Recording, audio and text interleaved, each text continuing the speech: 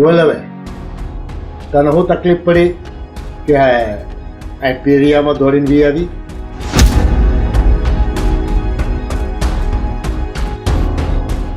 તમે ની વાત તો સાંભળો.